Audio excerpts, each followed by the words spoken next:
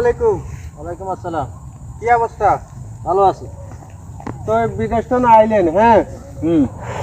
আইনের হত্তন ধরি একবারে তো দোয়ানে উঠলেন না এবং কি আঙ্গরে চা নাস্তা খাবেন না, আমরা কি এলাকার মানুষ না কি? তোমার দোকান ফাটে উঠলে তোমার চা খাওয়াই দিব কিলে, এটা আবার কোন কথা? তাহলে বিদেশ তো না আইছেন, একটা আবেগ আছে না, আন্তরিকতা আছে না? বিদেশ তো নাইছি, বিদেশে তো নাইছি, তো কি হইছে? তোমার চা খাওয়াই দিব কিলে, কি সমস্যা? কারে ভাই আপনি বিদেশ ইনকাম করেন না?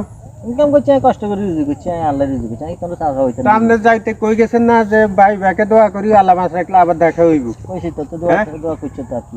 তো দোয়া করছি, তো দোয়ার বিনিময়ে কি কিছু হাদিয়ে মানুষে খাবা না? না না, একটু রুজি করছি, কি আর কি তোমার খাবে? তো আবার অসুখ বেড়াম হইলে যে বিদেশে অনেক ফোন করে কন এলাকার মানুষের কইন আল্লাহ কেন দোয়া করতো, এটা কন নাই না কন নি আগে কন আন্দে কন। আরে ভাই আসলে আর ভুলে গেছে রে ভাই, আসলে না কথা ঠিক কইছো, আমরা তো বিপদ হলে তোমার কাছে দোয়াটা আছে। হ্যাঁ না আচ্ছা ঠিক আছে। উদা আমনা না এই মিলেও হাজার মানুষ আছে কথা আমরা বিদেশে ইনকাম করি আই তুগরি কিল্লে খাবাইতাম।